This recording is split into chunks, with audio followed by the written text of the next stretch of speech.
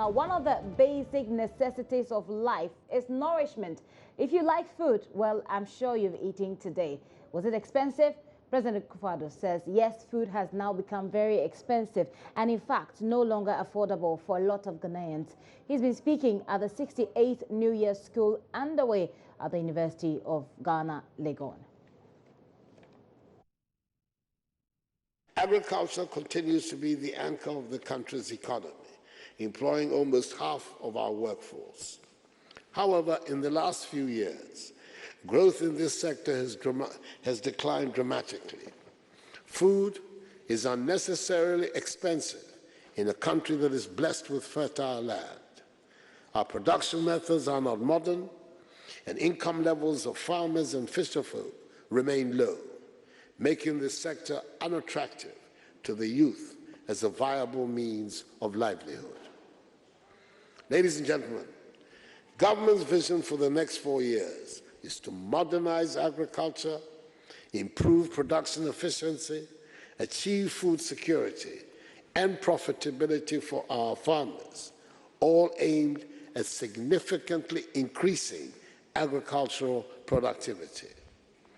Government will pursue a value addition strategy aimed at rapidly ramping up agro-processing and developing new and stable markets for our products.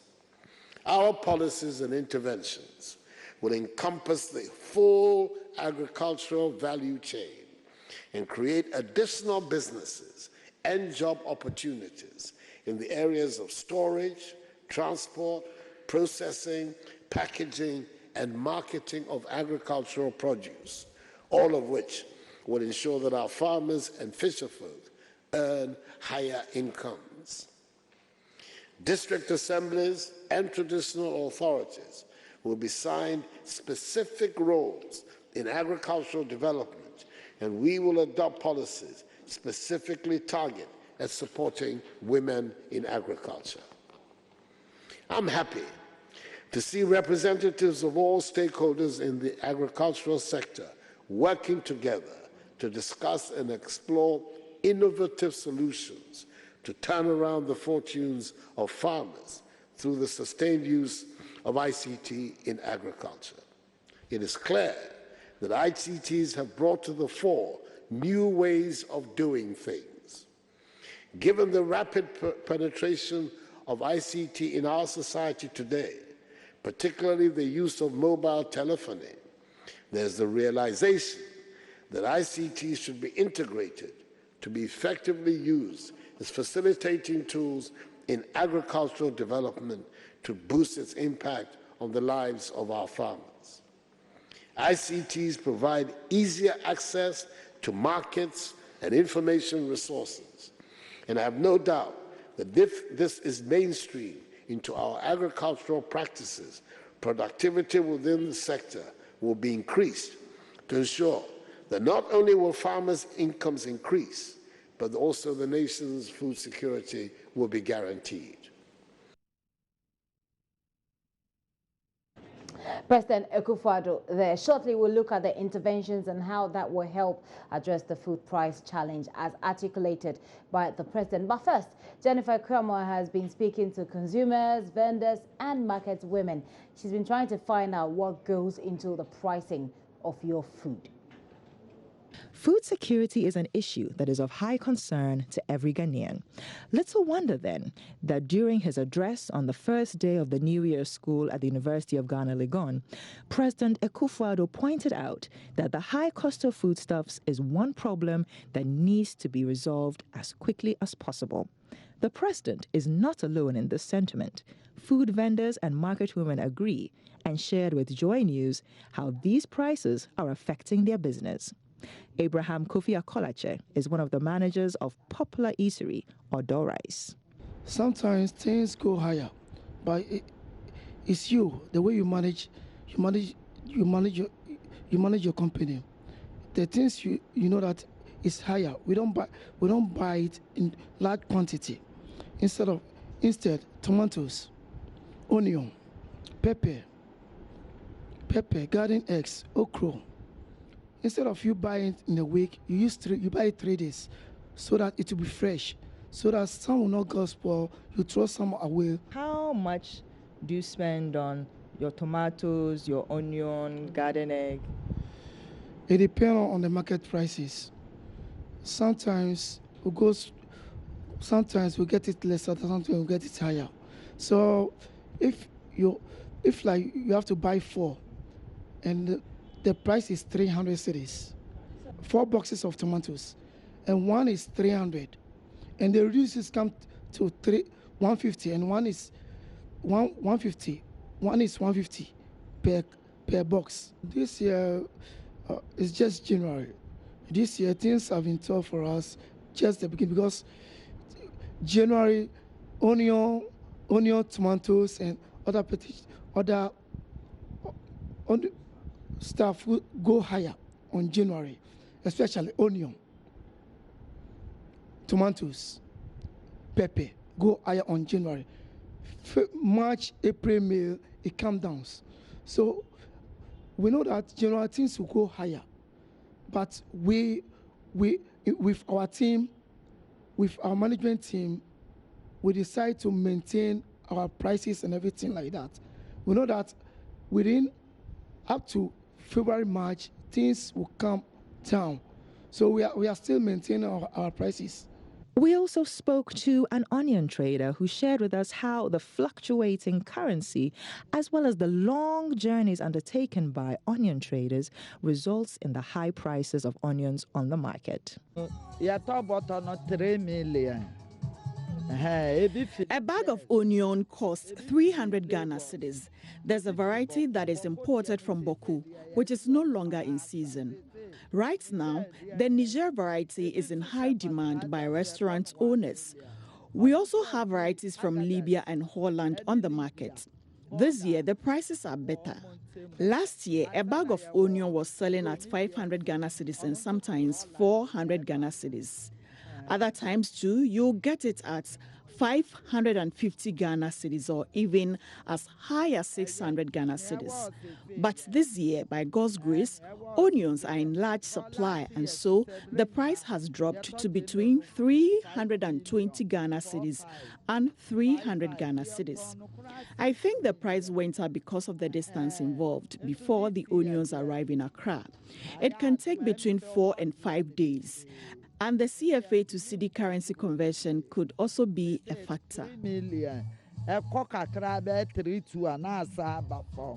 For Joy News, Jennifer Ikwamwa.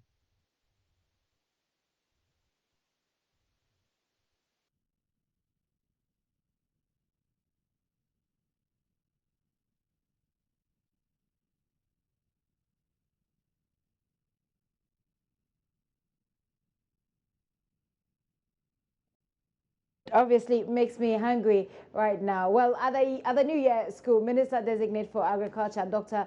Owusu-Yakoto, rolled out a program to deal with the problem once he takes office. The Planting for Food and Jobs campaign is designed not only to produce food for the domestic market and for export, but equally importantly, to create the much-needed jobs for the teeming youth. The youth of this country voted massively for change because we promised them jobs.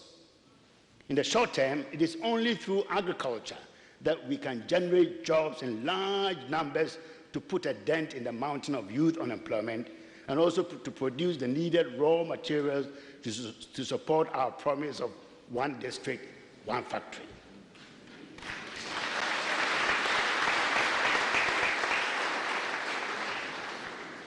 The Planting for Food and Jobs campaign has targeted to create some 750,000 jobs in the coming 2017 farming season alone. It is expected that this figure will more than double in the next farming season in 2018. Apart from the jobs to be created, it is estimated that Planting for Food and Jobs campaign will generate an additional farm income worth over 1,300 million Ghana cedis. That's 1.3 billion Ghana cedis.